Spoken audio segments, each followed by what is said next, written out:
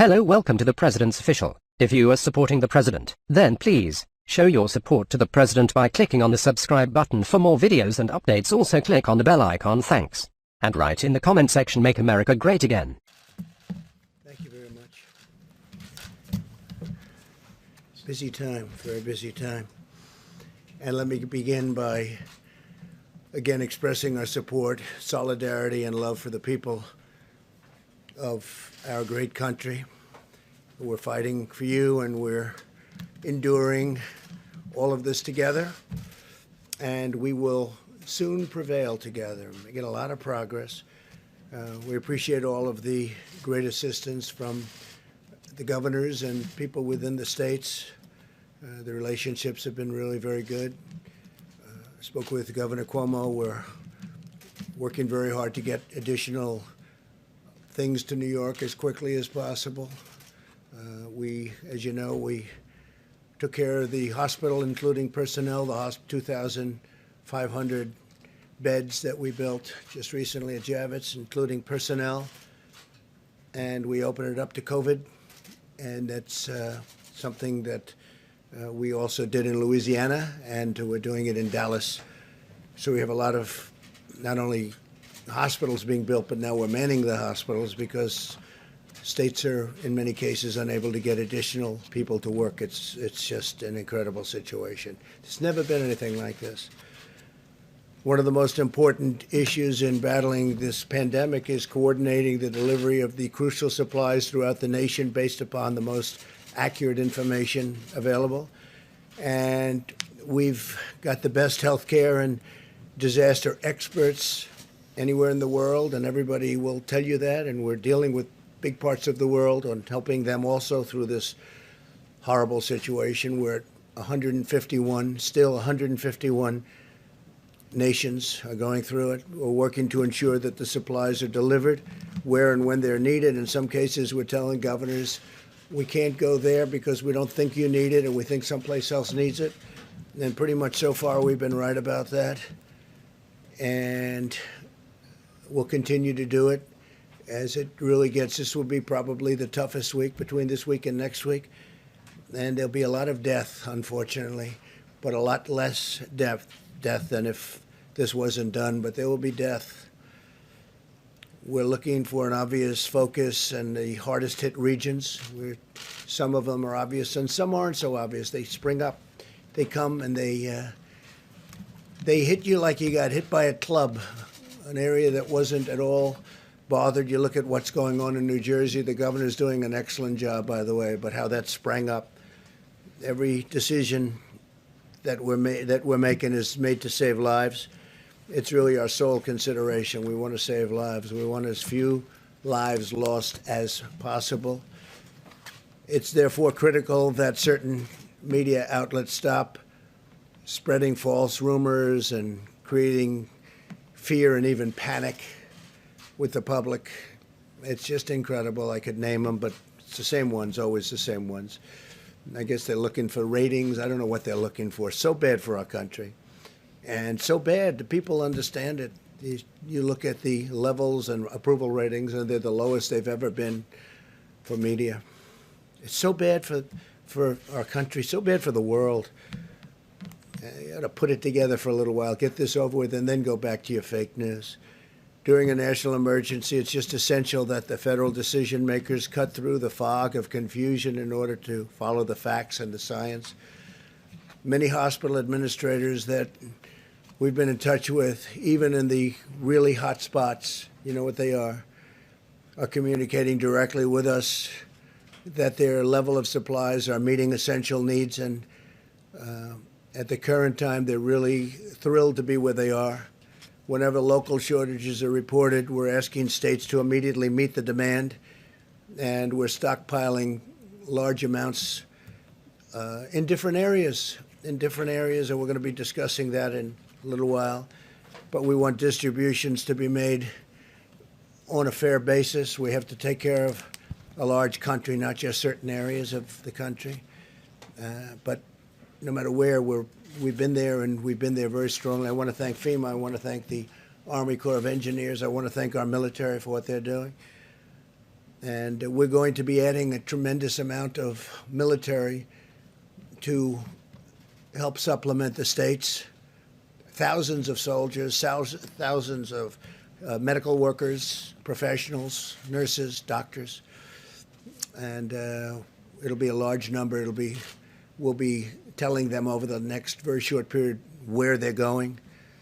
They're going into war. They're going into a battle that they've never really trained for. Nobody's trained for this. Nobody's seen this.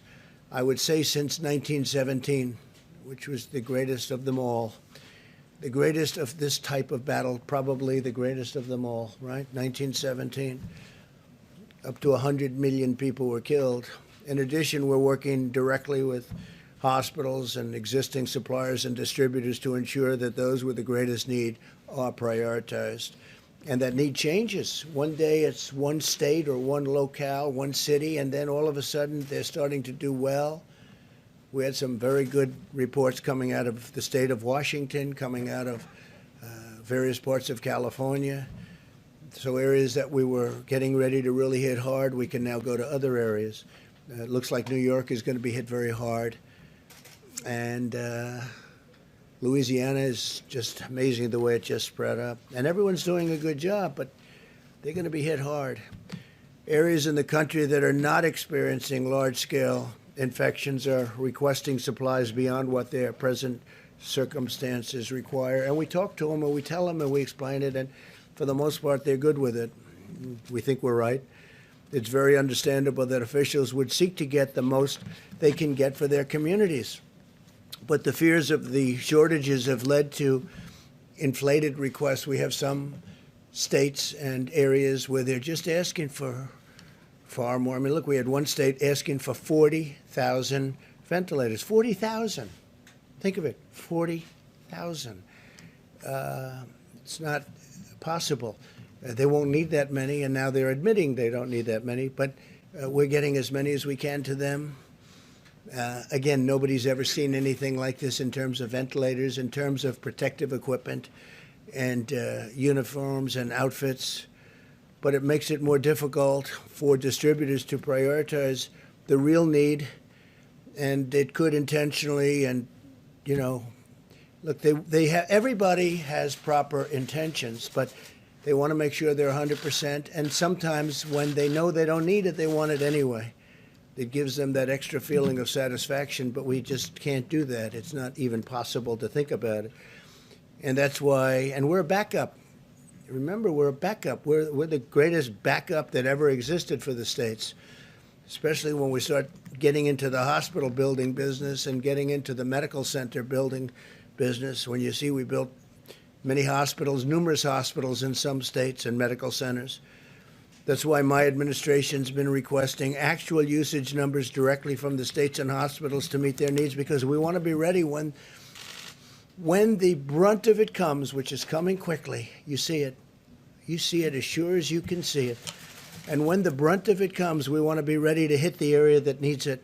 We don't want to have spent everything in one area and they don't need it there to anywhere near the extent. So let me be extremely clear about one point. We will move heaven and earth to safeguard our great American citizens. We will continue to use every power, every authority, every single resource we've got to keep our people healthy, safe, secure, and to get this thing over with. We want to finish this war. We have to get back to work. We have to open our country again. We have to open our country again. We don't want to be doing this for months and months and months. We're going to open our country again. This country wasn't meant for this. Few were. But we have to open our country again. I just spoke with the commissioners, leaders of, I would say, virtually all of the sports leagues. Rob Manfred, Commissioner of Baseball, Major League Baseball. Roger Goodell, Commissioner of the National Football League. Adam Silver, Commissioner of the National Basketball Association. Gary Bettman, Commissioner of the National Hockey League. Jay Monahan, Commissioner of the PGA Tour. Kathy Engelbert, Commissioner of the Women's National Basketball Association. Dana White, the Ultimate Fighting Championship. Vince McMahon, president of the WWE. Don Garber, commissioner of Major League Soccer. Steve Phelps, president of NASCAR. Michael Wan, commissioner of the LPGA. Roger Penske, founder and chairman, Penske Corp. And Drew Fleming, president of the Breeders' Cup. And there are a couple of others on, and these are all the great leaders of sport, and they want to get back. They got to get back. They can't do this. Their sports weren't designed for it. The whole concept of our nation wasn't designed for it. We're going to have to get back. We want to get back soon, very soon. For example, and I have to say, we're using the Defense Production Act very powerfully. In some times directly, in many cases indirectly, just the threat of it's usually enough. But FEMA and HHS have ordered 180 million, think of that, 180 million. Who ever heard of 180 million N95 masks? And we're working now with 3M to see whether or not that all works out, but we want them to help our country. And I think it's going to be okay. We're going to soon let you know. But we need the masks. We don't want other people getting it. That's why we're instituting a lot of Defense Production Act. You could call it retaliations, because that's what it is. It's a retaliation. If people don't give us what we need for our people, we're going to be very tough, and we've been very tough. Usually we don't have to use it, but we've used it plenty. It's turning out more and more, unfortunately, and it works very well. Our supply chain logistics task force, led by Admiral John Polovchek, who's doing a fantastic job, will ensure they're distributed to the healthcare and critical infrastructure workers in the areas with the most pressing requirements. That's the 60 million masks that we're talking about, and the 180 million N95 masks. 180 million. Who ever heard of 180 million masks? And this is a incredible thing. A lot of times when we have to stop playing this game, if a governor wants 200 ventilators, and I say, no, we're going to send you 1,000. We think you need more than 200. And then the media meets with the governor, and they say, oh, you got more? Well, it's not enough. The president should have sent more. So he's asking for 200. We give him 1,000. They say, how's the president doing? He should have given more, because that's politics. That's politics. And that's unfortunate, because we can't play that game. And, you know, that's one party doing it, and the other party's happy. But they're all really happy, because they should have been doing this work themselves for a long period of time. Many of their cupboards were bare. With respect to the ventilators, FEMA and HHS continue to monitor the data on an hourly basis where provided by the states in order to most effectively target the distribution of supplies. We've been asking states to provide us with daily updates on the number of ventilators and their utilization rates, because some states have more ventilators than they need. They don't even like to admit it. They'll admit it when everything's over, but that doesn't help us very much. This data is vitally necessary so that we can ensure ventilators are getting to the right place at the right time. FEMA, HHS, DOD are developing resources within the next 24 hours. They will have a whole different set of criteria. Every day it's different criteria. Every day this horrible, invisible enemy changes a course. It changes course. If you were fighting the normal fight, you know what's happening. They hit one, they hit another, they hit another state, they hit areas that you didn't expect, but we're watching it and we're capturing it. Our goal is to stay several days ahead of the needs in each state, but we can only do that if the cities and states utilize real-time local knowledge to provide timely and precise data about actual usage. So we have to be able to do that. And if a state has ventilators, as an example, that they know they're not going to need, they should give them over, and we should move them with the other ones. We have now 10,000 in our pipeline. And stockpiled, 10,000 close, and we're moving some into New York, so we're going to need some additional.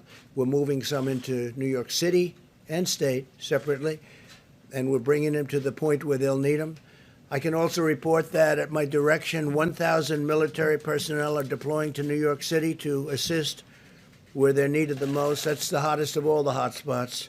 New Jersey is right there. It's right next to it. And I don't know if that's overflow, but New Jersey's, it's a great state, and it's a crowded state also, where you have people on top of people. It's always tough, but we're bringing some of the ventilators. We got some for New Jersey just yesterday, and we're going to bring them some more, including doctors. We're getting doctors, nurses, respiratory specialists, and other support workers. These are from the military. We're taking people now out of our military. We've been doing it, but now we're doing it on a larger basis, and I want to thank Secretary of Defense Esper, who will detail some of what we're doing tomorrow and Monday.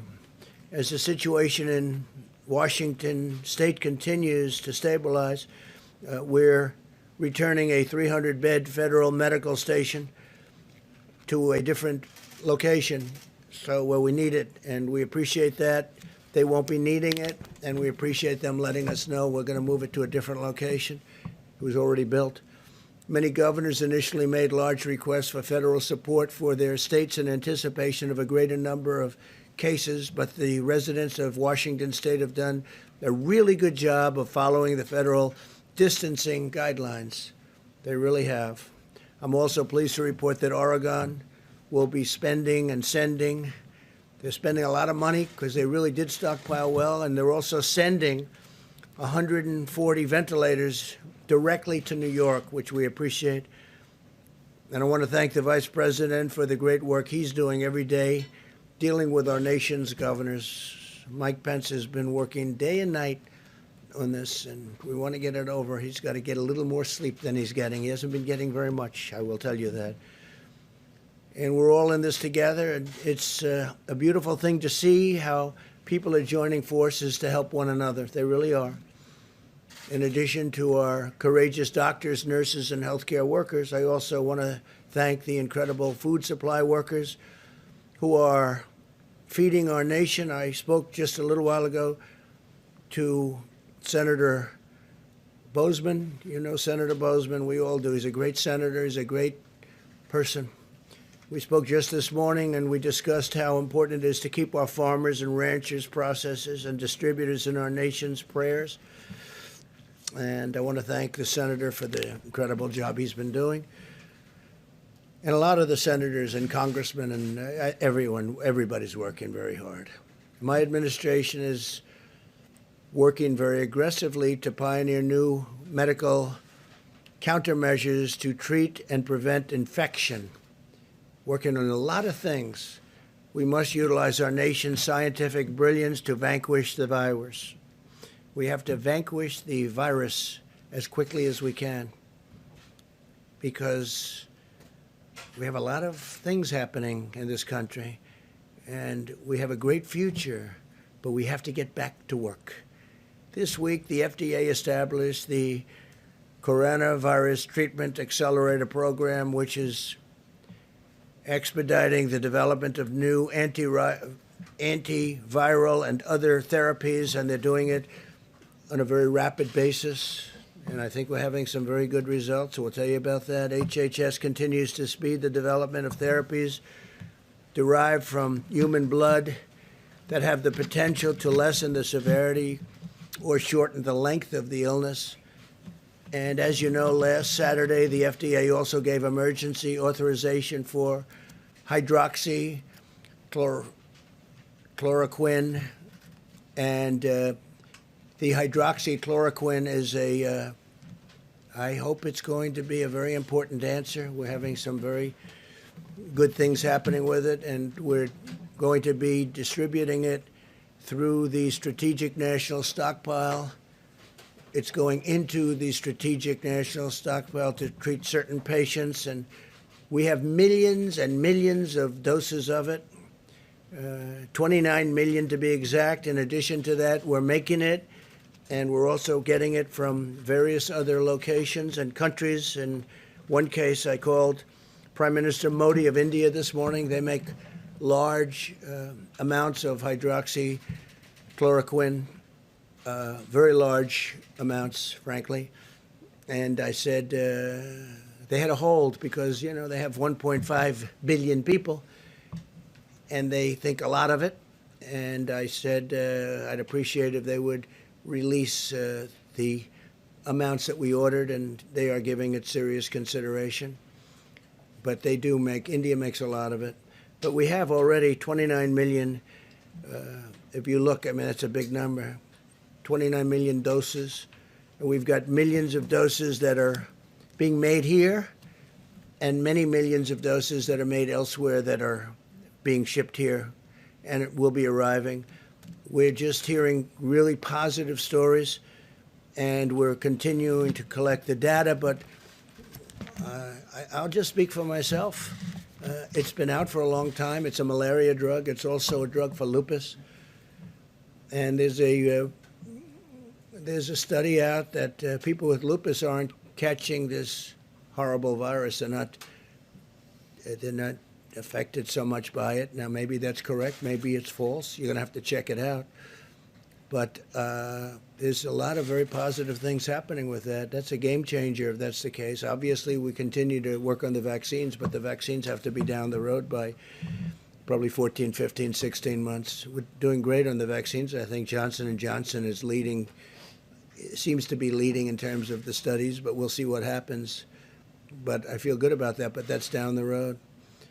But tremendous promise with what's just been mentioned. In addition to that, Gilead Sciences has initiated a phase 3.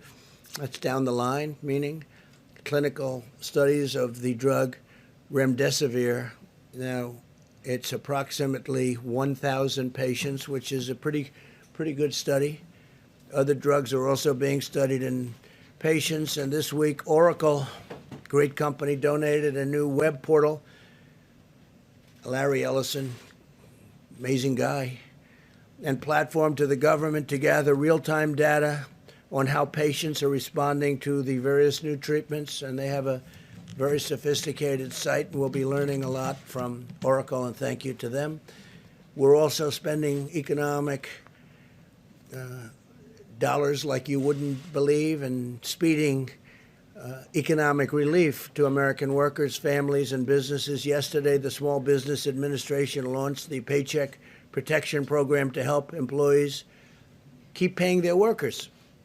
In 24 hours, the Small Business Administration and over 1,200 lending partners processed over 28,000 loans. It's so far ahead of schedule, and billions of dollars. It's worked out incredibly well, and I want to thank Bank of America and J.P. Morgan Chase and a lot of the big banks that have been involved, and a lot of the community banks. Community banks have really jumped on it, and it's so far going way ahead of schedule. The SBA also clarified that faith-based organizations, including houses of worship, are eligible for the Paycheck Protection Program. That's great. As well as the Economic Injury Disaster Loan Program that you're familiar with, on the same terms as every other applicant. If we run out of funding for the Employee Retention Program, I will immediately ask Congress for more money. This is money that's really going directly to the people that need it, the small businesses that need it, and the workers that need it. Finally, because when we open, we want to open strong with businesses that are going. Remember, we had the greatest economy in the world, and then one day we were told to got to shut it down, stop it, tell everyone to stay home because of this horrible virus, and we did that. And we did the right thing, but now we have to open. We have to open our country. Finally, I can report that as of today, the State Department has successfully coordinated the safe return of more than 40,000 Americans stuck abroad on over 400 flights from 75 countries. Many of those countries were terrific in helping us, and I appreciate that very much. Some of them I had to call the leaders of the country, most of whom I know. And once I did, they snapped like you wouldn't believe. They really helped us great. So I appreciate that. So we brought back 40,000 Americans who were literally stuck in some countries with no chance of getting out. We got them back. 400 flights, 75 countries. Think of that. And those countries, in almost every instance, had a big problem with the virus. I want to thank the American people, most of all, for the selfless sacrifices that they're making for our nation. I know it's not pleasant, although some people have said they've gotten to know their family better, and they love their family more than ever. And that's a beautiful thing. They've actually gotten to know them. They're in the same house with their family for a long time. I guess it can also work the other way, perhaps, but we don't want to talk about that. And I want to encourage everyone to keep following our guidelines on slowing the spread. Sustaining this war effort is, and that's what it is a war effort, is the patriotic duty of every citizen. While we may be more physically distant for a time, we're closer together in the heart and in the spirit. And through this great national unity is happening. We're having a great unity developing that a lot of people didn't think would be possible to develop like this. And we will conquer the disease and restore our nation to its full and glorious might. We're doing really well, and I'm very proud of everybody out there. We're very proud of you. It's something that nobody could have ever projected. It's been over 100 years that a thing like this has happened. And the problem with this one is the contagion. It's so contagious. Nobody's ever seen anything like that, where it's so contagious. You can be feet away and just talking to somebody and catch it. You can catch it. You know how long it can live on surfaces. So things that nobody even thought of, the level of contagion. So we're getting there. We're going to make sure that it's over soon. And just keep going. It's not going to be long. And thank you very much. And with that, I'd like to ask Dr. Hahn to speak. And he's been doing yeoman's work at the FDA. Thank you very much, Doctor. Thank you. Thank you. Thank you, Mr. President. I'm going to speak about hydroxychloroquine and the efforts around that. Just to preface, I'd like to echo what the President said about the American people and the resiliency and the just terrific work. Mitigation is such an important part of our fight against the COVID-19 virus. Last week, as the President said, we issued an emergency use authorization to allow the donated hydroxychloroquine to come into the country and enter the general circulation. We are prioritizing this drug to come in for clinical trials, also into general use for physicians, because as you know, physicians, based upon their interaction with the patients, their assessment of the risks and benefits, can write a prescription for hydroxychloroquine if they think it's appropriate for the patient. Being a physician, we do this all the time, and that assessment needs to be done between a patient and a doctor. And then the third portion is we wanted to make sure that these drugs were in the circulation, in the supply chain, so that people who have them or need them for the other indications, lupus, rheumatoid arthritis, had them available. So that was the purpose of the emergency use authorization. One other thing I'd like to mention is that we on Friday stood up a formal convalescent plasma program. We have a great deal of enthusiasm for that. There are some reports that this is of benefit to patients in other countries who have had the COVID-19 virus. And what this means is taking plasma from patients who've had the virus and who have recovered and transferring the immunity, the immunoglobulins, if you will, the immunity from that person to someone who's sick. And we're hopefully expanding that across the country. The Red Cross is involved in that program, and I think it shows great promise. It needs to be studied like other things, but just like I said before, it provides hope. We don't want to provide false hope, but definitely hope. Thank you. Thank you very much, Mr. President. I'd like to just take a couple of moments to talk a little bit about the public health aspects and how it relates to what the President just said about the need for us to begin to at least think about returning to some degree of normality. And that has to do with what's going to be happening as we end this week and we go into next week. You will be seeing, and we should not be surprised because the kinetics of how this virus works is that we're going to be seeing that there are going to be deaths that are going to continue to go up. But as I mentioned to this group and to the general public multiple times, there really is a cascading of events where you have new cases, hospitalizations, intensive care, and deaths. So at the same time that we may be seeing an increase in deaths, we want to focus on the effect of mitigation is really the number of new cases. And that's what we're going to be thinking about and looking about. So we're going to pay close attention to that, and hopefully the kinds of mitigations that we're talking about are going to have the impact to allow us to begin to think about maybe changing a bit. So the question arises is the mitigation working? So let's look historically and then just look at the reality of it. Clearly in the countries, China included, that have implemented since very strict kinds of programs of mitigation, clearly it works. In our own country, we've seen indication of that in Washington. Remember, Washington State was the first to get hit, but they put in a really good program of mitigation. And if you look at the charts that Dr. Berg showed the other day, they're still down there doing well. And the reason is, again, what I've said before, but I think it's worth reiterating, that we have two opposing forces here. The virus, which wants to do what the virus wants to do. Viruses transmit from people to people. When people are separated from each other, virus does not transmit. It doesn't go anywhere.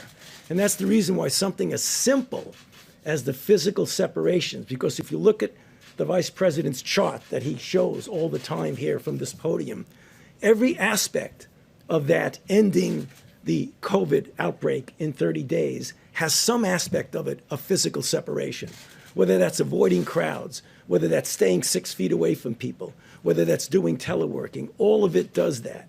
That's our most important tool. We'll be talking about vaccines and drugs and things like that that will mitigate later.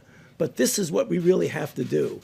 And I want to actually just plead, as I do multiple times from here, to the American public.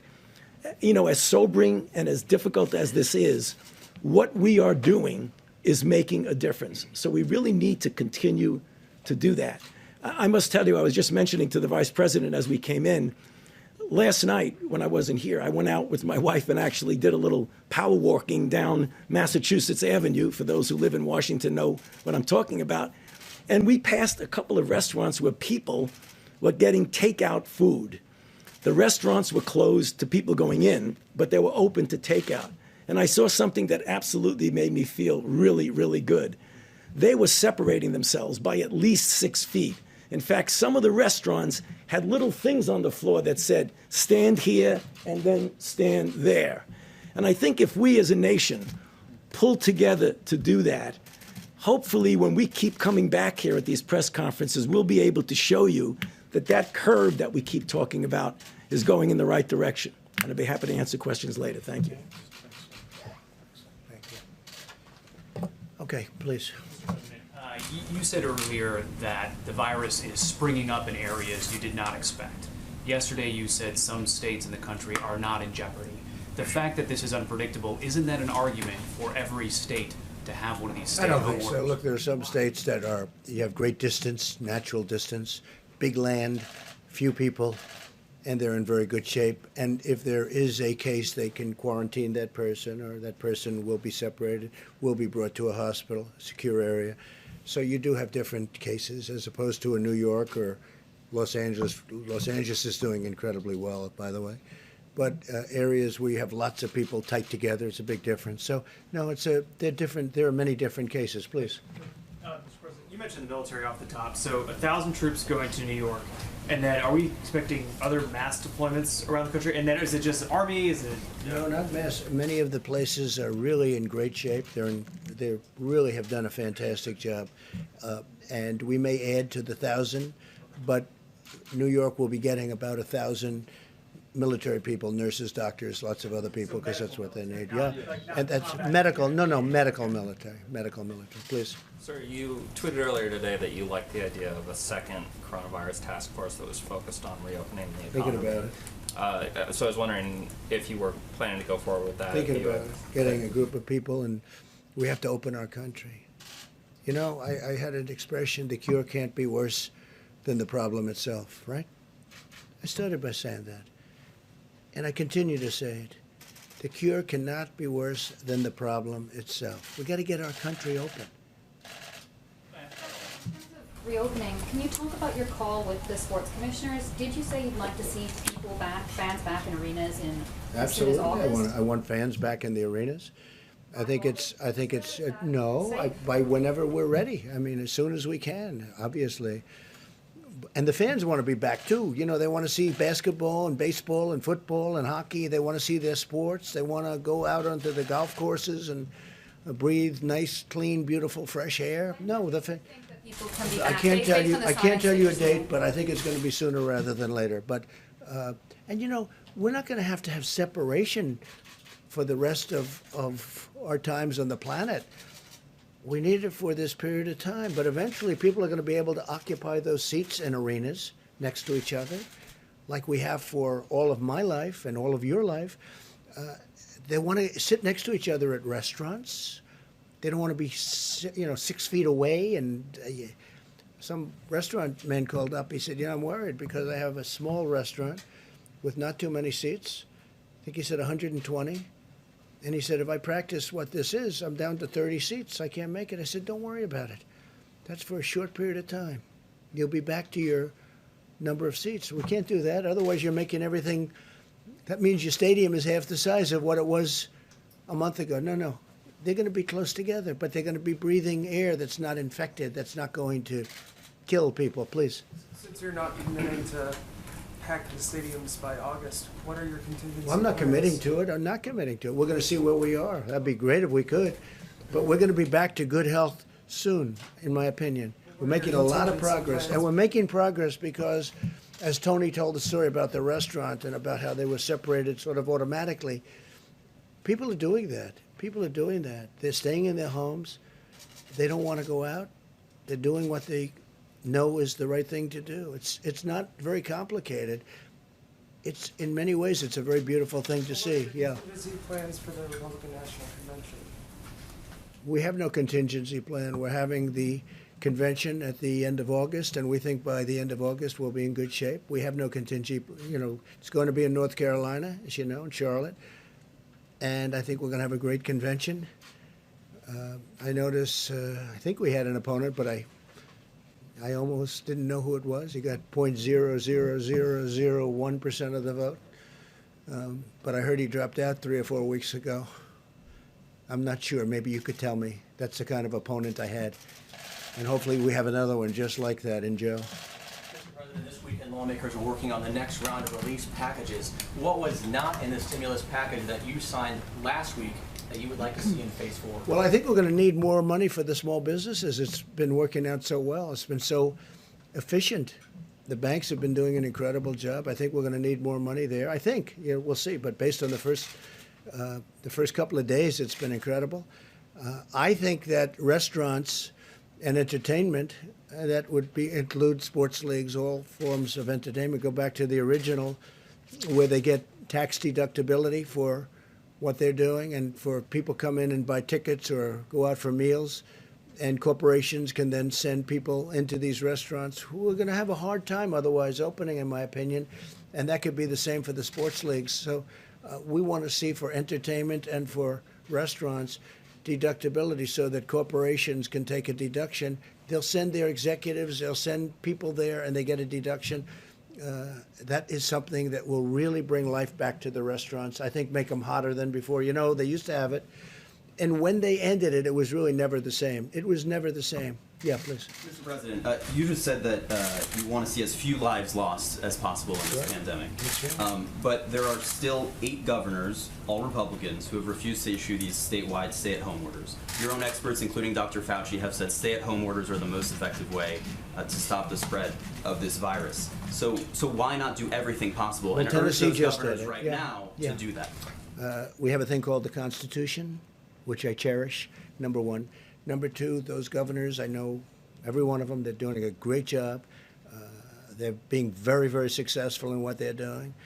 And as you know, I want the governors to be running things. Now, in some cases, we'll supersede But in this case, it's not. Do you think they should? I'm not asking for I your think it order then, depends. but- It depends on the individual state that you're talking about. But they're doing very well, and they're doing a magnificent job in running their Well, states. South Carolina has 1,700 cases right now of coronavirus.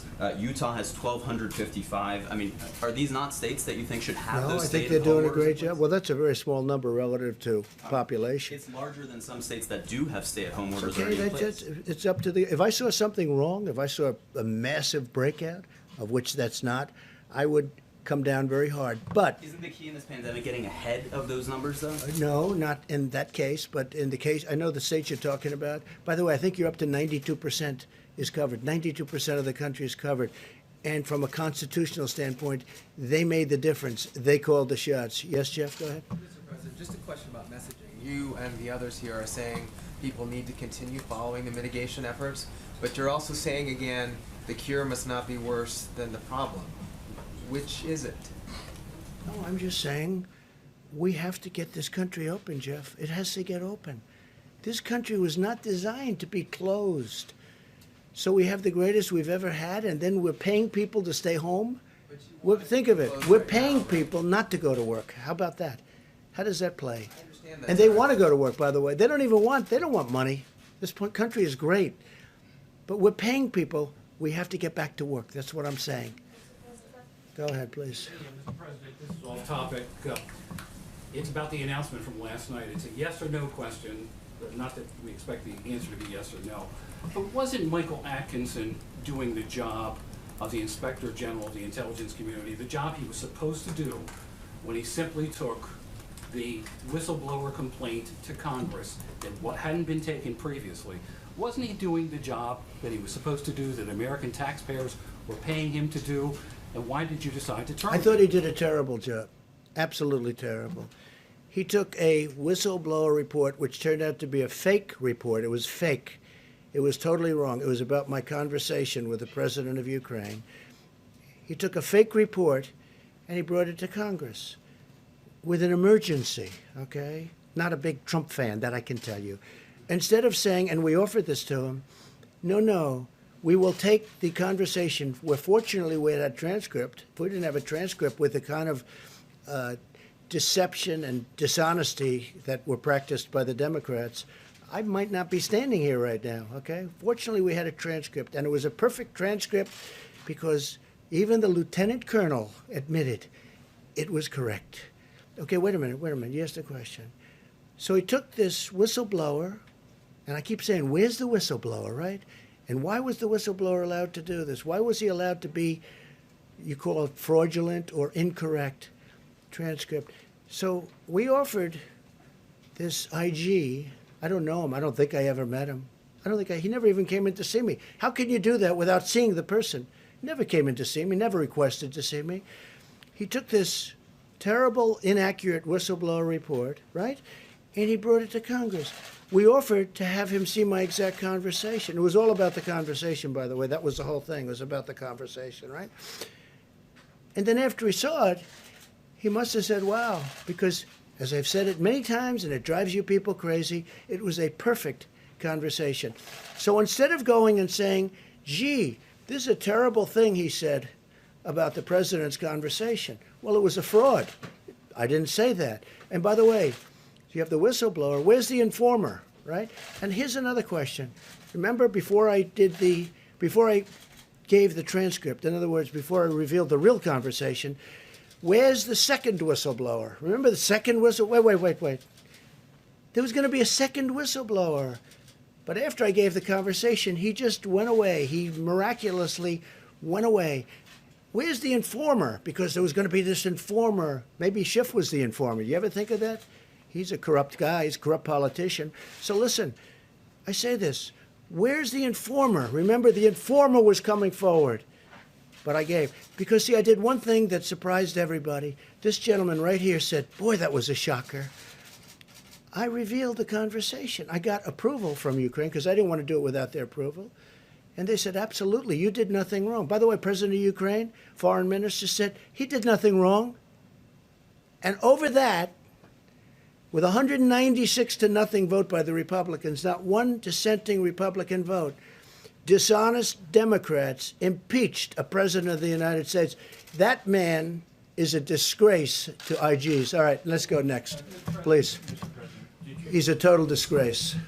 Did you run by your decision to dismiss the Inspector General by Senator? Okay, we'll get off this because people want to talk about what we're talking about. But let me just tell you something. That's my decision. I have the absolute right.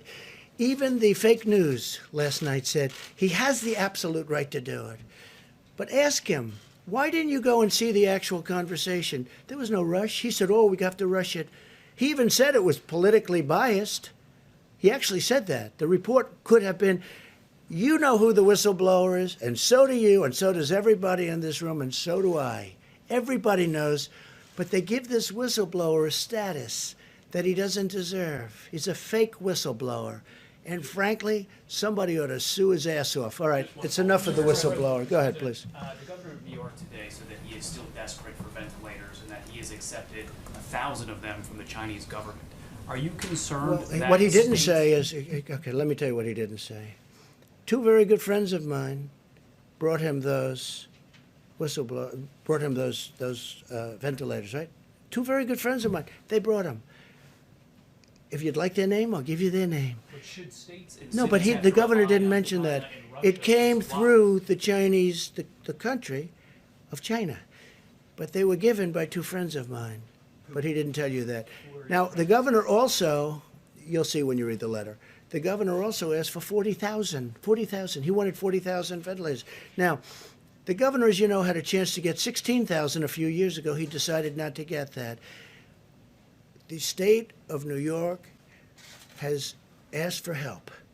I've given him 4 hospitals, 4 medical centers. Then I gave him an additional hospital.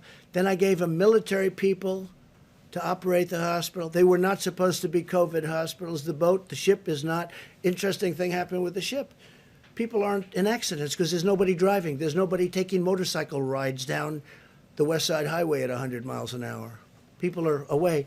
So people aren't being injured. Now they're asking whether or not we could open up the ship for COVID. We have given the governor of New York more than anybody has ever been given in a long time. I'll just say, I was going to say in history, but in a long time. And I think he's happy. But I think that, because I watched what he said today, and it was fine. I wouldn't say gracious. It wasn't gracious. It was okay. I must tell you, Gavin Newsom has been gracious. Los Angeles, California, the job we've done, and all of California. Why does that matter if they're gracious or not gracious? It doesn't matter. It doesn't matter. But I think when we've given as much as we've given to New York, somebody should say nice. I'll tell you who's been very nice. Mayor de Blasio has been very nice. He understands what we've given him. We brought him some more ventilators, too, yesterday. But nobody has been given like New York. And I know he appreciates it. He just can't quite get the words out, but that's okay. So when he says that he needs 40,000, Please, go ahead. If I may come back to Dr. Fauci's comments on... To which one? Dr. Fauci's comments on mitigation. On the reproductive value of the virus, the WHO had it at, I think, 2 to 2.6. Others had it a percentage point or 2 higher. Do we have a new number now based on those mitigation techniques? Have we managed to bring it down? Well, Deb, I think maybe you should answer that, right? Dr. Birx, please. Yeah, sure. Go ahead. You know, it's an excellent question, and it's why all of the modelers, and I really want to thank them again, they're reevaluating all of their models in light of the level of the impact of the mitigation. Remember, none of us had really been through this before. So when we modeled school closures and distancing and staying at home and all of these pieces, that had never really come into the model before. They're working on that very diligently now. Of course, just to be clear, we won't know how valid the models are until we move all the way through the epidemic. What we're triangulating right now, and instead of working on R0, we're looking at testing and triangulating testing, test positive cases, hospitalizations, ICUs, and the whole, and of course the recoveries, because that's also very important to us. I think it's very important that the American people know that there are equal number of states with less than 5% positives despite high levels of testing. So there are states that are mitigating and making this work. There are also the states that you know of, the 18 states that have the larger outbreaks, and we're watching them very carefully, triangulating for them all of the information to ensure that clients who come to the hospital are cared for. And then there's states in the middle that we're trying to figure out, are they changing or not?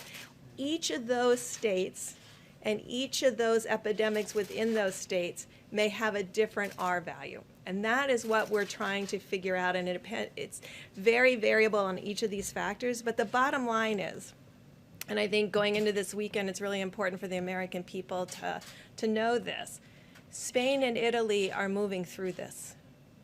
They are seeing their number of cases drop. They're seeing the number of people in hospitals drop. We are about, on our models and on the actual data, about 12 days behind them. At the same time, we see in the United States really good case studies of the impact at Washington State, of California, and then a series of smaller states where we're trying to learn from them how to do surveillance.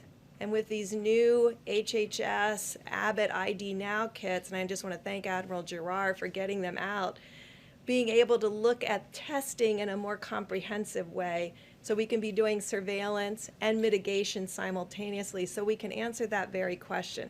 It's going to be very difficult to answer at this moment across the United States because each metro cluster is on a different pathway as they move through the epidemic. And I think we just really ought to emphasize through, because we see Italy, we see Spain moving through, and we hope to be in that same position.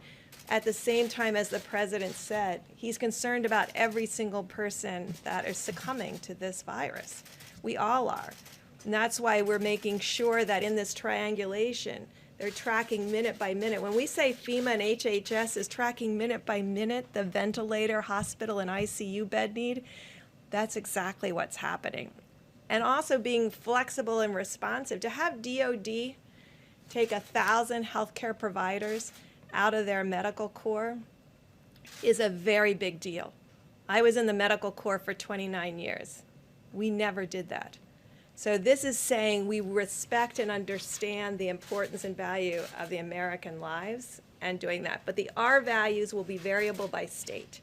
Can I just follow up? A week ago we were talking about a county by county. Before I do that, you had breaking news last night. You know that, you saw that, where I think the probable presidential candidate for the Democrats will be Joe Biden. And he agreed that I was correct when I stopped people from China very early, very, very early, from coming into our country. And Dr. Fauci said that was a very big moment because it would be a much different picture we have right now had we allowed thousands and thousands of people from a specific area, I don't have to go into it, from China, to come in highly infected. It would have been a very different thing. The other thing, so I appreciate the fact that he did, because I was called xenophobic, racist, I was called many things when I did that very early. And I got a lot of credit for it in the Federalist, because the Federalist covered the whole journey. And they said Trump was, I didn't speak to the author, respected author. They said Trump was right at every single move. And on top of that, he was going through a fake impeachment, a hoax. I was going through a hoax when I made the decision. And that does take a little time, and certainly a little thinking time.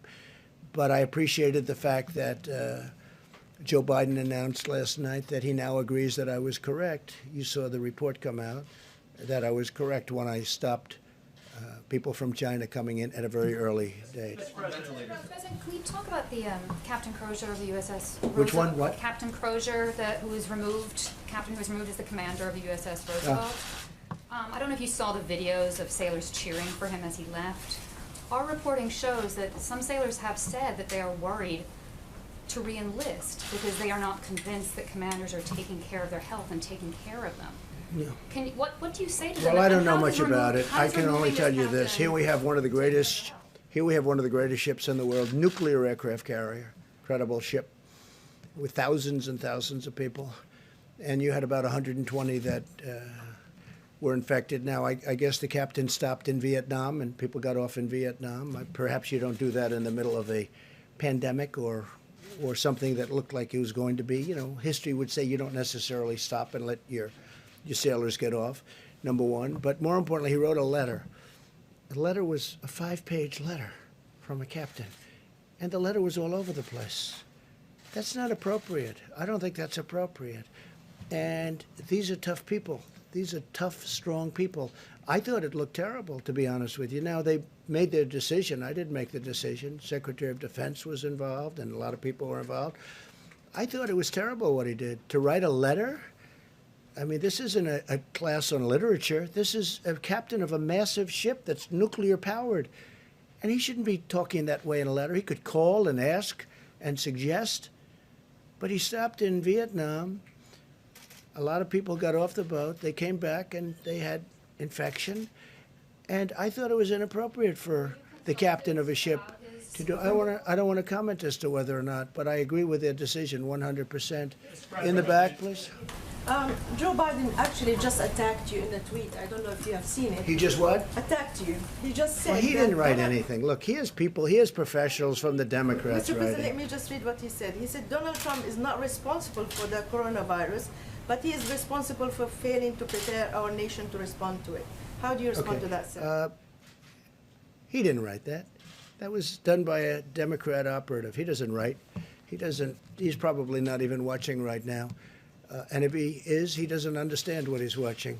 But just so you understand, it was very nice what they wrote out. I don't know, they released it at a strange time, sort of a strange time to release something like that. But he admitted I was right. And if you read the Federalist story, which most of you won't, because you don't want to, but you'd learn something, because if you go, it goes through a chart, times. I was early. Dr. Fauci, I don't think he's changed his mind, but he said it was a very important step when we stopped China from coming in from the specific area that was heavily infected. We'd have a whole different thing right now. So I don't really know what Joe Biden said. I don't really care. And again, I see every once in a while I'll say something, I'll make a speech, and then it'll be critiqued, and I'll get this beautiful, brilliant critique. Joe Biden didn't write that. Joe Biden didn't write that. He wished he did, but he didn't. Go ahead, please. Back. Sure. Wanted to ask Dr. Fauci a quick question. China has warned of a resurgence of the virus. Has the U.S. developed a plan if, in fact, a second wave of the virus does, in fact, occur here in the country? Yes, we do. I mean, one of the things that obviously is parallel with thinking about the possibility, as I mentioned a little while ago, about mitigation allowing us to turn the corner very much on the front burner, is what happens when we do, because the risk of there being a resurgence is real. So what we need to do, and I believe I said this before, but it's worth repeating, that what we need to have in place, and we will have that in place, is that as you then pull back, you have to have the capability of, in a very pristine, precise way, do the kind of containment when you do see it. Because remember, when you get to mitigation, containment takes the back seat because you're just struggling to mitigate. But when you get it down, you need to make sure it doesn't resurge. So that will require the ability to test, to identify, to isolate, and to do contact tracing. That's what we have to have in place, and hopefully we will at the time that we then pull back. Dr. Question for Dr. Hunt from the FDA. You mentioned the plasma, sir. So these are this plasma that people that were infected that have now either recovered or they're doing well enough, and then they're transferring it to, is it family members? Can you walk us through that's working, and is it kind of like a case-by-case basis in certain hospitals? What are the results from that? I just was not familiar with that. So this is a situation where someone who's recovered from the virus, doesn't have the virus in their system at all, you can take plasma, and this is a pretty routine procedure. You can actually donate a couple times a week, a couple times a month, frankly, and give that plasma. That plasma contains the proteins in the blood that have the antibodies against the virus. You can take that, process it, and then give it to someone who's ill. And so that allows you to transfer that immunity. It doesn't have to be matched by family or anything like that. Since last Tuesday, the Tuesday before last, we've allowed academic centers and other laboratories and hospitals around the country to do this on a compassionate use basis. What we did was we pulled this together in what's called an expanded access program and run it through the Red Cross because they've got the greatest system and capacity for doing this. And this allows us to scale up so that when people get sick, we can actually have these donated plasma packs given to the patients who are sick. So do people need to be donating plasma enough to me? Obviously, some of us don't know if we've had it or recovered. what should people be doing? So we've started with the Red Cross in this program. We made an announcement yesterday. We are planning to actually scale that up, and we'll have more information this week because we want to make sure we have the systems in place. It's a superb question. Thanks, sir. Right, Jeff, go ahead. Mr. President, can you clarify the situation with 3M right now? Germany said that it was an act of piracy, that 200,000 masks were apparently diverted from Thailand to the United States instead of to Berlin. Is that a miscommunication? Did that actually happen? And should 3M be fulfilling contracts for We're very masks to other disappointed in 3M. They should be taking care of our country, and they can sell to others, but they should be taking care of our country. The people that have dealt with them have dealt successfully with many companies over the last month. They don't like the way 3M has treated our country. They don't, frankly, like the representatives of 3M. And no act of you said piracy, right? Piracy? For German. There's been no act of piracy. No, there's been no act of piracy. It's the opposite. 3M has not treated our country well. And if they do, great. And if they don't, they're going to have a hell of a price to pay. Okay? I say it that way. And I watched him on television on something talking about how this is so hard to believe, so hard to fathom. They ought to get their act together because I got involved and I looked at what happened, and they have not, 3M has not treated our country well. Just clarify about that German order. Go ahead, please. Was that diverted, sir, or was that not? We'll get you the information. I was wondering about what you're seeing as far as lupus patients in regards to coronavirus. I know the president mentioned this earlier, but what does the medicine say? What is the question? Is that what is the incidence of coronavirus? If you have lupus, do you have a greater chance of getting coronavirus? There's right now. This is being looked at in a natural history study. We don't have any definitive information to be able to make any comment on that. It's an obvious good question because it might be a way for us to get some interesting and potentially important data as to the role of those medications. But that's something that is now being looked at, but we don't have any data to be able to say anything definitively. And I hope they use the hydroxychloroquine, and they can also do it with Z-Pak, subject to your doctor's approval and all of that. But I hope they use it because I'll tell you what do you have to lose? In some cases, they're in bad shape. What do you have to lose? It's been out there for a long time, and I hope they use it. And they're going to look at with doctors, work with doctors, get what you have to get. But we have it stockpiled, and we have a lot of it, and we're getting more of it. And as I told you, I spoke to Prime Minister Modi. We're getting more of it, but we have a lot of it. And I hope they use it because it's been used for a long time, and therefore it's passed the safety test. FDA has been terrific. Dr. Hahn, I appreciate it very much, too. But I've seen some results. Now, it's early, I guess. It's early, but and they should look at the lupus thing. I don't know what it says, but there's a rumor out there that because it takes care of lupus very effectively, as I understand it, it's a drug that's used for lupus. So there's a study out there that says people that have lupus haven't been catching this virus. No, maybe it's true, maybe it's not. Why don't you investigate that? And there's also other studies, with the malaria, that the malaria countries have very little people that take this drug for malaria, which is very effective for malaria, that those countries have very little of this virus. I don't know. You're going to check it out. But I think people should, if it were me, in fact, I might do it anyway. I may take it. Okay? I may take it. And I'll have to ask my doctors about that, but I may take it. Yeah, please, go ahead. Mr. President, last week, the last couple of days, you've been really optimistic about Russia and Saudi Arabia coming together on a deal on the oil. But in the last 24 hours, the OPEC Plus meeting's been pushed back. They've traded some really critical... Well, OPEC can do whatever. Look, I've been against OPEC all my life. Because what is it? It's an illegal, you could call it a cartel, you could call it a monopoly, there's a lot of different names for it. But it broke down very violently. Very violently. So I don't care about OPEC. I really don't. I couldn't care less about OPEC. Let me just say, no. I think they're going to settle it. You know why? Because they're going to be destroyed. They're destroying themselves if they don't. Russia, it's a very important, and we had a very good conversation, President Putin and myself, very good. But Russia, a big part of their economic well-being is from oil. Well, oil is at a record low. Nobody's ever seen anything like it. It's actually lower than you even think. And it's to their advantage. Obviously, it's to Saudi Arabia's advantage. they told me they're discussing, Saudi Arabia went much further than that. He thinks that a deal is going to be made at 10 million barrels reduction, and maybe more than that. He actually indicated it would most likely be much more than that. So we'll see what happens. I mean, we're going to see what happens. But as far as OPEC is concerned, I mean, I was against OPEC for years and years because I thought it was very unfair to our country. The beautiful thing is we have built one of the great, one of the things we've done is created so much we produce. We're the #1 producer in the world right now. I don't like it for a different reason, because it's going to hurt a lot of jobs in our country, this price. It's going to hurt a lot of jobs. Now, with all of that being said, people are going to be paying 90 cents a gallon. Did you ever hear of that? What's that, 1952 or something? All right? So from that standpoint, but you know what?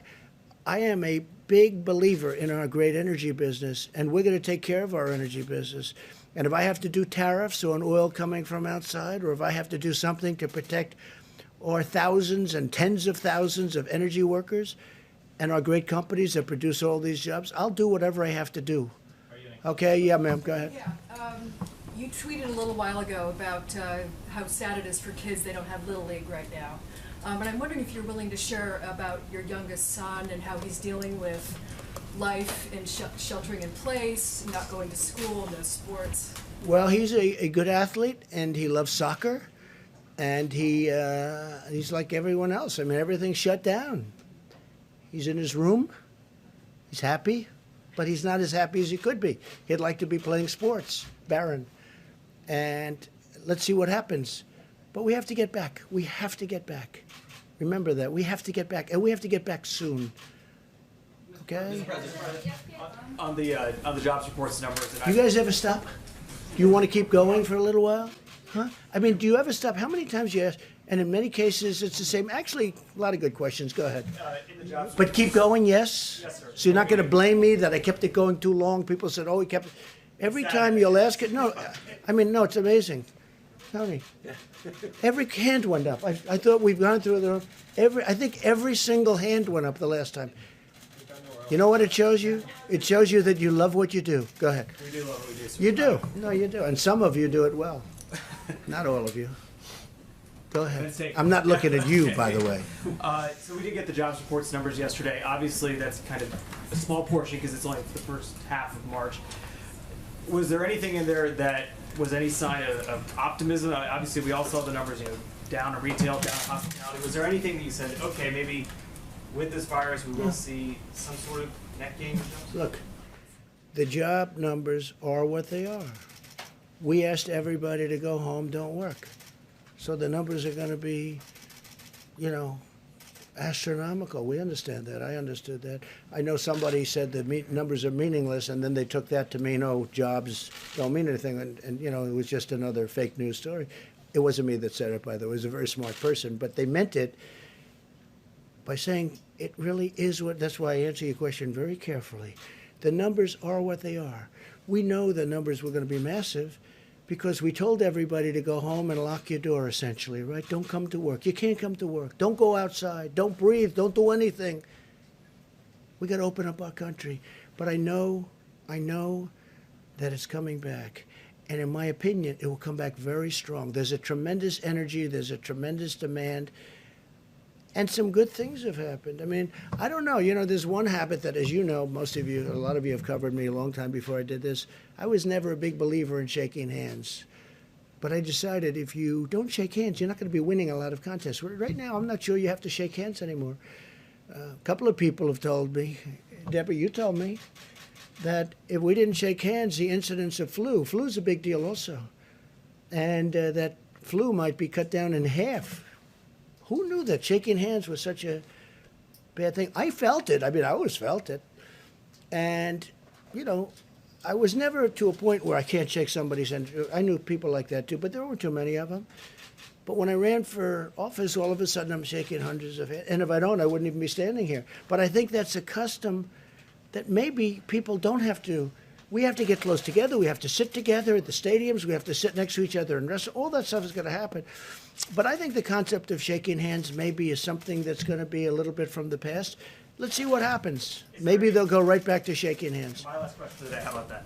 good. Is there anything you want people to do to show their support, especially we have two doctors up there, to show their support for the medical community? Is there something that, we've seen people clapping when nurses leave. I've seen Well, people we've make- seen a lot of that. You might say something there. I have seen such support. I saw this morning where everyone's they're clapping for fire department, they're clapping for police, but they are really these people are, you know what they're like? They're like, Tony, they're like warriors, Mike. They're like warriors. They were going into Elmhurst Hospital, which has been tragic, right near where I grew up in Queens.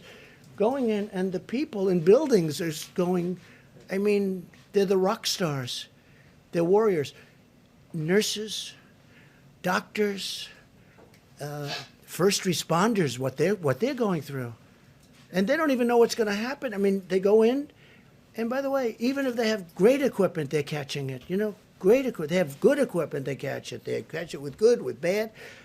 It is evil. But Tony, you might say something, and Mike, you may say something about that. Yeah, I'm glad you brought up that question, because I don't think people can really fully appreciate the extraordinary effort of these people. I mean, it's amazing. I did all of my medical training in New York City in a big, busy New York City hospital at a time when it was just what you normally see in a hospital. I came to NIH, and I spent about 5 to 8 years in the very early years of the AIDS epidemic, which was just the darkest years of my life, because almost every single one of my patients died. And yet, as we knew epidemiologically, that there was very little risk. There was a small risk, but very little risk of getting infected from a patient. To see now what these brave warriors are doing in the hospitals, not only giving life-saving treatment to people, but every single day putting themselves at risk for themselves and their family, I just think that the American public owe a phenomenal debt of gratitude for these people. How do you want them to show that? And they should just salute them at every way you can. You know, when we were at war, and at the height of the war in Afghanistan and Iraq, when you're at an airport and you'd see somebody with a uniform come by, everybody would do that. I think that's what we should do when we see healthcare workers, just applaud them. Pretty much what's happening. Mike, please.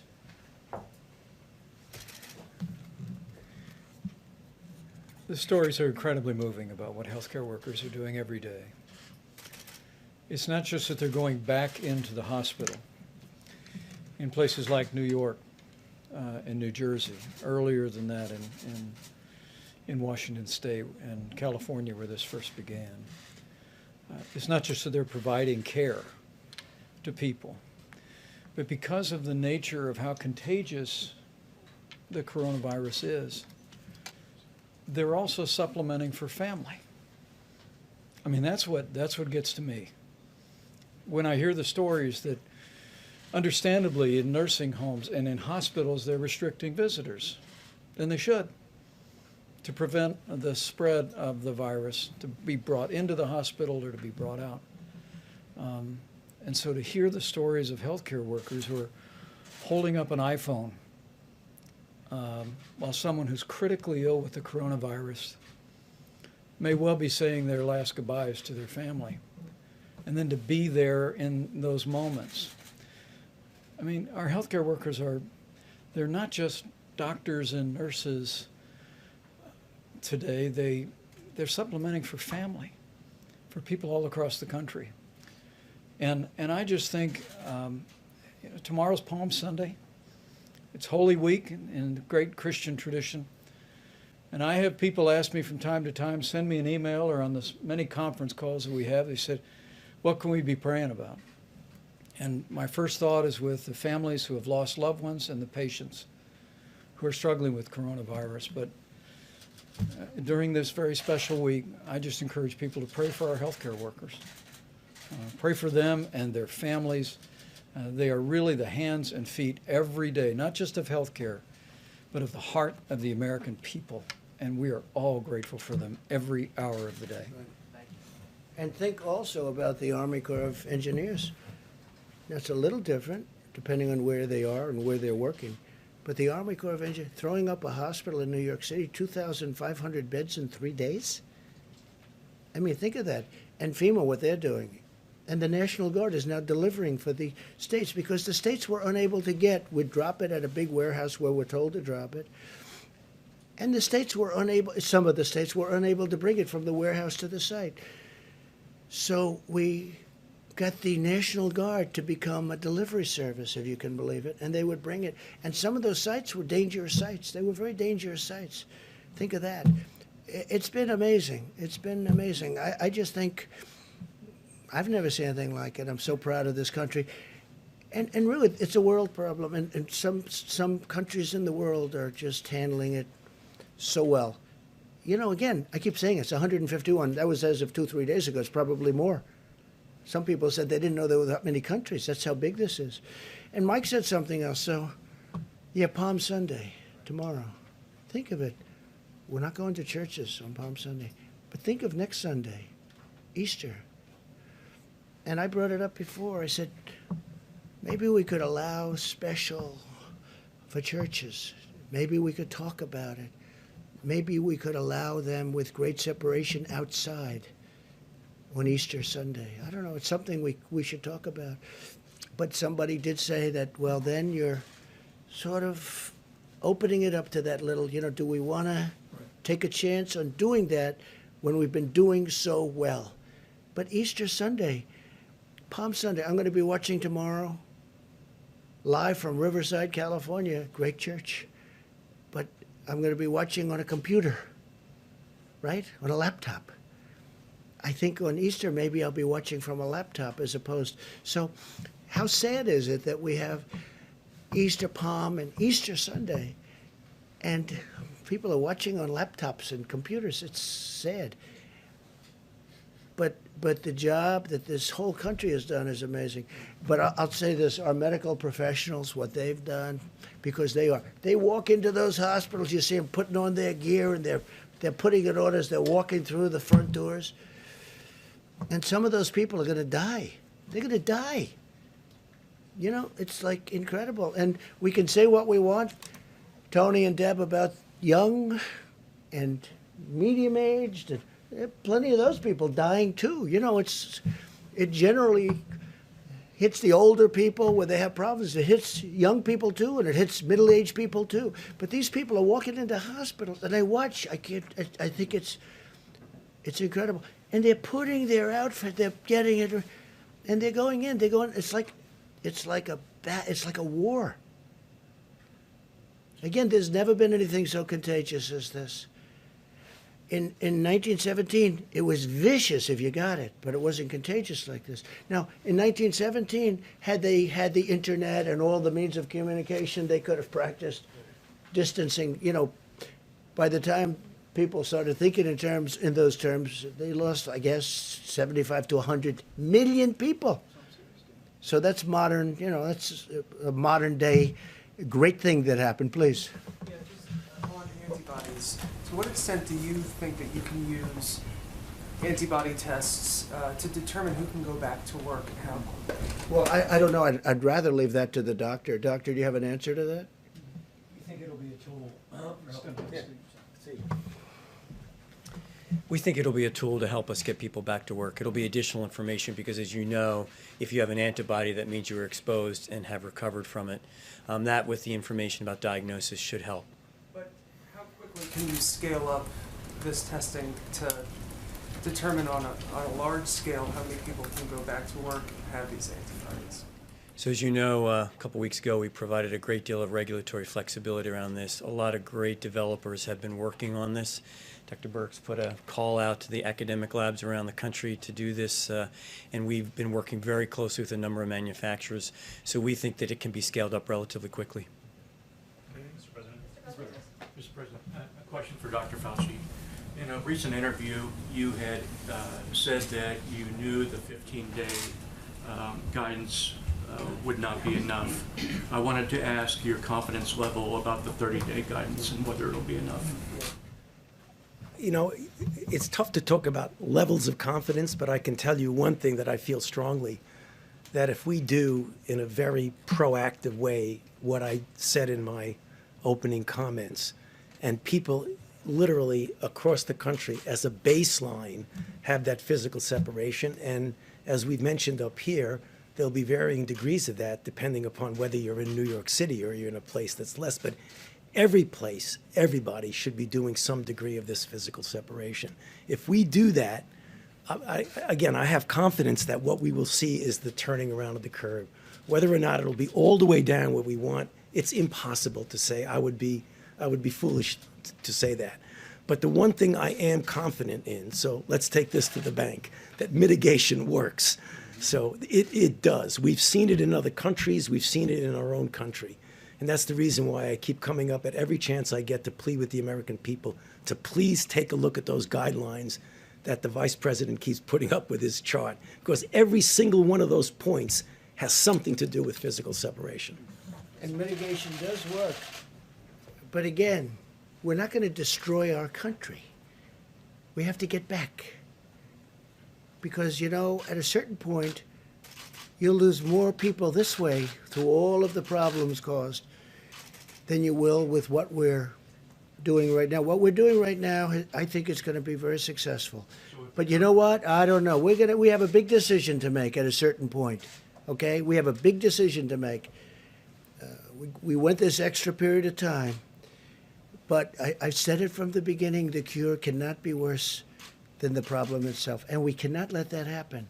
We have an incredible country. We were having the greatest period in our country's history from an economic standpoint and many other ways. We cannot let this continue. So at a certain point, some hard decisions are going to have to be made. Go ahead. Mr. President, ventilator manufacturers are doubling, tripling, even quadrupling their production in some cases. That's true. And yet medical experts and some of these manufacturers are predicting that there will still be shortages of tens of thousands of ventilators. Is it time for you to level with the American public that there likely will be shortages of ventilators in some cases? Could be. I mean, it could be you have shortages, and it could also be that you have some that have way overestimated the number of ventilators they need. We think that, you know, we have a good amount ready to move. I mean, literally, like an army. They're ready to move to any hotspot. But some of the ones that you're talking about, always a nasty question from CNN, but some of the ones, yeah, because I think that, frankly, you know, because you know what, you've asked that question about 10 times over the course of about a month. Look, we're mobilized and ready to go. We have a lot of ventilators ready to go. And if we had given them all out, we wouldn't. And you would be overstocked in many areas. What we're doing is we have a very good plan to take from some areas, even though we have the 10 or almost the 10,000, we're also taking from areas that won't be as badly hit as today we think they will be. There will be some areas hit harder than we think, and there's nothing that Deborah or Tony or any of these professionals can do about it. This thing moves in a lot of ways. But what we're going to do is we are going to have, and you look at us compared to a lot of other countries, we're in much better shape. But these professionals have done an amazing job. Now, over the next week and 2 weeks, it's going to be a very, very deadly period, unfortunately. But we're going to make it so that we lose as few lives as possible. And I think we're going to be successful. I think we already are successful in that regard. When you look at that graph, and you see all of the bumps, if you want to call it, at a very low level. And you see a couple at a higher level. They were tough. But you see all of those levels. You know, when you look at, and when you hear about Italy, and then you hear about France, and then you hear about, you know, what we have is we have many Italys all over. They're like countries. California is a country. New York is a country. If you look at them from the standpoint of what we're talking about, we have many like country spots. Some are hot spots, and there's nothing we're going to do about it. One of the biggest surprises is Louisiana, because it started off so good, and then all of a sudden it shot up like a rocket. But we are going to try and have ventilators wherever we possibly can. Jeff, go ahead. Despite the Herculean effort of some of these companies to ramp up production as fast as possible, it still won't be enough. Well, New York wanted 40,000 ventilators. Okay, 40,000. Think of what 40,000 is. It's like cars. It's a big project. It's an expensive product. I mean, some of them are $50,000 a piece. I saw one the other day, $55,000. That was before they start playing the games with supply and demand. Okay, some are very, very, you call them luxury. Some are not. But frankly, these are very expensive products. These are very high-tech projects and products, and they take a period of time. We have thousands of them being built right now. Some will be ready. And we're going to have extra, and we'll keep them at hospitals. But a lot of hospitals, a lot of states had the chance of getting ventilators, and they turned those ventilators down so they could spend their money at something else. And in a way, I understand that, because who thinks a thing like this? It's not a knock. If I'm told, like perhaps New York, you can spend $1 billion on ventilators and get 16,000 or a massive number of ventilators that they've been offered over the years, or you can build a new bridge or road or something. I mean, I understand how that works. I'm not blaming anybody. I'm just saying a lot of the states had chances of stockpiling a lot of ventilators. They didn't do it, and I think we're doing a very good job in helping them out. Please, Jeff. And it's a very fair question. I understand that question very well. Yeah. To follow up on what you and the others have been saying today about it being a deadly week or two coming, can you give us a sense, or perhaps Dr. Birx, of what that means numerically? I'd like to ask also, I'd like to say, we know pretty much the line of attack. We know the numbers. The numbers are the numbers. They seem to be checking out, unfortunately, or in some cases, they're on the low side, which we're very happy. We want to keep them on the very low side, and that's where we're headed. And I think that's maybe where we're headed. But I'd like to ask maybe you and Tony, where is the week or the number of days of greatest attack? What will be our worst day, if that's possible to determine? I think that's what you're asking, right? And how many deaths exactly are you expecting? So as you can look in the places that are the most difficult hit right now, the Detroit area, the New York area, the Louisiana area, and we are doing it by the counties in those states, because there are, mostly it's metro areas and the bedroom communities around those metro areas, because people went to work and got exposed and came home and exposed other. If you look out in New York now, you see that it's in Long Island and it's out in Suffolk County and Nassau County. All of those counties, Wayne and Oakland, they're all on the upside of their curve of mortality. So when you get to the peak, you come down the other side. And when will that peak be? So by the predictions that are in that healthdata.org, they're predicting in those 3 hotspots, all of them hitting together in the next 6 to 7 days. And are you thinking tens of thousands of deaths in that period of time? You can go to the website. It's variable. Each one of those communities is different, but you know where New York is, how much their mortality has been, and what we're seeing today are the people who were infected 2 or 3 weeks ago.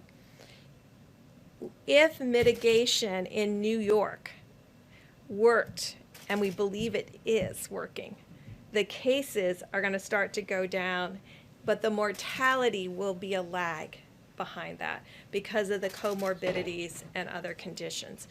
So that's why all of the predictions are that this next week, and I think we said this last Sunday when we talked about the charts, and it's difficult to do, and we tried to prepare the American people to understand that you have to, as much as you go up, you have to come down the other side, because coming down is a reflection of the cases that were coming in before. Would you rather not say a number?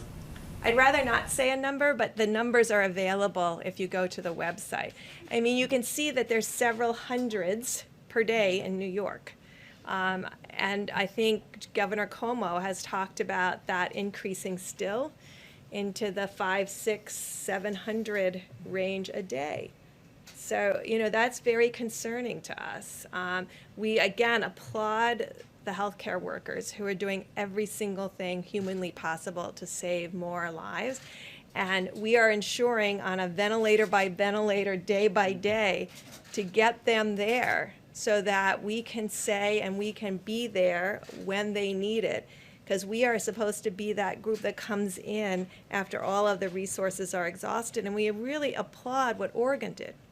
And we really applaud what the governor is doing about moving between the states, between the different counties, to bring them to New York, because that's what's needed today.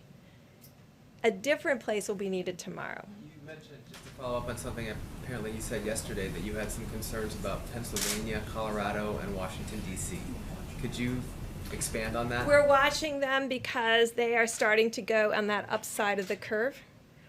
We're hoping and believing that if people mitigate strongly, the work that they did over the last 2 weeks will blunt that curve, and they won't have the same upward slope and peak that New York, New Jersey, Connecticut, and part of Rhode Island are having. So this is a very important, the next 2 weeks are extraordinarily important, and that's why I think you've heard from Dr. Fauci, from myself, from the President and the Vice President, that this is the moment to do everything that you can on the presidential guidelines. This is the moment to not be going to the grocery store, not going to the pharmacy, but doing everything you can to keep your family and your friends safe. And that means everybody doing the 6 feet distancing, washing your hands.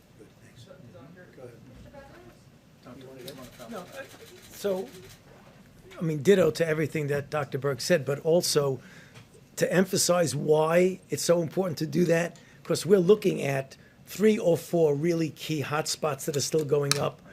It's absolutely essential that the ones that are down at that lower level that Dr. Burke showed the other day, those communities where they're still going up, we've got to make sure we don't have multiple waves of peaks. That's going to be the answer to the question of when we can start pulling back. Because if you keep having multiple peaks and different waves, that's going to make it very difficult. We put your foot on the, no, exactly what I said just before, and I keep repeating. Just make sure everybody does at least the minimal amount of that physical separation. Because the virus has no place to go if you're physically separated. And one of the reasons that I keep talking about hydroxychloroquine is that the question that nobody ever asks, and the question that I most hate the answer to, is what happens if you do have a ventilator? What are your chances? And I just hope that hydroxychloroquine wins, coupled with perhaps the Z-Pack, as we call it, dependent totally on your doctors and the doctors there. Because you know the answer to that question. If you do have the ventilator, you know the answer to that question. And I hate giving the answer. So I don't want to get them there. I don't want to get them there. There's a possibility. And I say it. What do you have to lose? I'll say it again. What do you have to lose? Take it. I really think they should take it. But it's their choice. And it's their doctor's choice or the doctors in the hospital. But hydroxychloroquine, try it if you'd like. The other thing, if you have a heart condition, I understand, probably you stay away from the Z-Pack. But that's an antibiotic. It can clean out the lungs. The lungs are a point of attack for this horrible virus.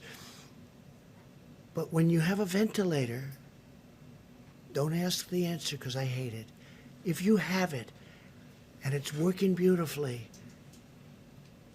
I don't like the answer because it's not a very high percentage. So I want to keep them out of ventilators. I want to keep them, if this drug works, it will be not a game changer because that's not a nice enough term. It will be wonderful. It'll be so beautiful. It'll be a gift from heaven if it works. Because when people go into those ventilators, you know the answers, I know the answers, and I'm glad you don't write about it. Mike, please. Well, you've heard from the experts what our task force has heard, that it's going to be a difficult week for the American people. You will see testing increased around the country, and so cases are going to continue to rise across America. And before I give a few facts relevant to an earlier question about ventilators, let me add my voice to what the President just said and what all the physicians who've spoken has said.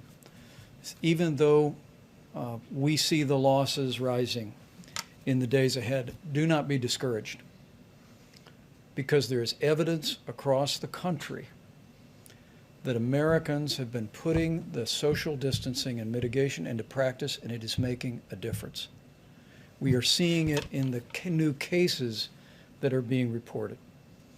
Because remember, families that experience loss up to this day and in the next week have a loved one who contracted the coronavirus, in most cases more than 2 weeks ago. In many cases before social distancing and mitigation efforts were put into effect.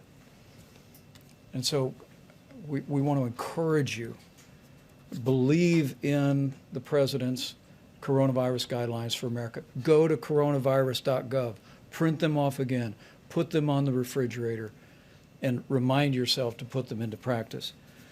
On the subject of ventilators, if I can amplify the point the President made,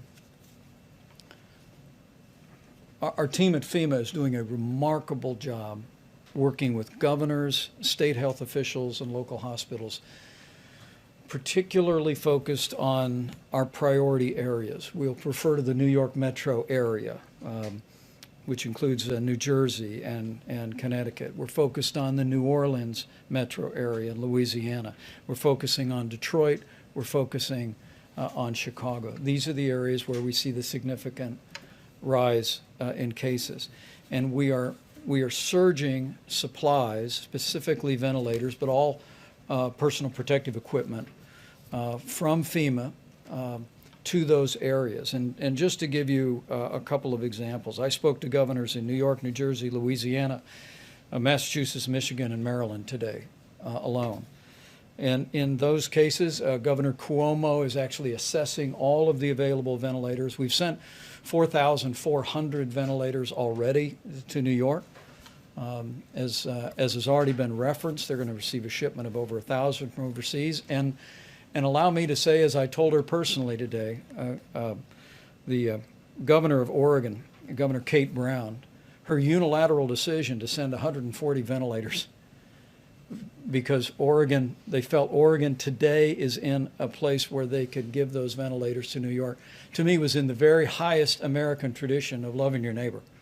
And when I talked to Governor Cuomo, Mr. President, he actually told me they never asked Oregon for the ventilators. And Governor Brown hadn't even called him to tell him that she was doing that. It really is remarkable. When I talked to Governor Hogan today, and the President and I will be speaking to all of America's governors on Monday again, I told him how inspired I was and how he ought to spread the word to other governors in areas where they can spare resources to be joining with us at the federal level and providing them to states at the point of the need. But just a few for instances. As we track New Jersey, as I told Governor Phil Murphy, we deployed 200 ventilators to New Jersey today. Louisiana, where we're monitoring literally hour by hour what's taking place in New Orleans with some encouraging news, but still great challenges. Yesterday, you heard the President say that we deployed 330,000 gowns that have been delivered to the public health systems and hospitals there, 200 ventilators. I spoke to Governor Charlie Baker today and was able to inform him. We're watching Boston area very closely. 100 ventilators are deploying today. I spoke to Governor Gretchen Whitmer today. Detroit is experiencing a significant number of cases. We're watching it carefully. And today, FEMA directed 300 ventilators to Michigan. Again, as the President said, we're all working our hearts out. But what I want to say to American families and what I want to say to healthcare workers is that we are going to identify the resources, leave no stone unturned, and we are going to focus resources on those areas in the order that they emerge. Now, the last thought is back on mitigation. We are hoping that we do not see other major cities in the country experience what Seattle experienced, what greater New York City area is experiencing, what New Orleans is experiencing, and that's all in the hands of the American people today. So I just want to encourage you, coronavirus.gov, put into practice the President's coronavirus guidelines, and you will do your part to save lives, protect the American people, and ensure that we will have the resources to meet this moment wherever the need should arise. President, you spoke earlier about the SBA loan program that got up and running yesterday, but we're hearing from a lot of small business owners a lot of concerns about whether they will get this money. Some say some of the banks weren't ready yesterday to start processing loans. Some banks are layering, and some we're banks way are ahead of schedules. The banks have been great. layering extra J.P. restrictions Morgan on- Chase, Bank of America, they're so far ahead. This is typical with you in particular. We hear they're behind. They're not behind. It's been flawless so far, far beyond our expectations. You should say, I hear you're doing well, but maybe I don't even hear of any glitch. They've done billions of dollars of loans to small business. And these are great loans. These are loans that get immediately paid off. These are loans that get businesses back. I wish you could ask a question where something's working so well. Now, maybe things won't work well, and I don't mind that kind, but where something's working so well, and you ask a question in such a negative way. It's doing great. Yeah, go ahead. It's doing great, really good. Maybe it won't in 2 weeks, and I'll respond differently, but it's doing great. You know it, and so does everyone else. Everyone's shocked how well it's doing. Has mentioned in the Who did? past, Dr. Burks. Yes. Some demographics such as seeing that men might be more susceptible to the virus, seeing in Europe more cases among the between 30 and 50 class. Has the data that you've seen in the past 2 weeks changed that assessment? Are men more susceptible? What are I you don't think seeing? it's changed much, has it? No, same pattern as Europe. Same pattern, same answer that we've given you That for the includes last. folks with between month. 30 and 50 being more adversely affected than what we've seen in Asia? No, tomorrow I'll bring you all the graphs back so you can see it. We can bring an updated graph, but it's very similar. Please. Mr. President, a few days ago you talked about possibly restricting flights from hotspots. Where Yeah. are you on that? Where's your We're looking at it very seriously. Right now, we're dealing with governors, we're dealing with airlines, we're dealing with a lot of different factors. It's a very difficult decision. We're also doing testing, getting into planes, very strong testing. States are doing testing of people that leave planes because they don't want to have people coming in who are infected.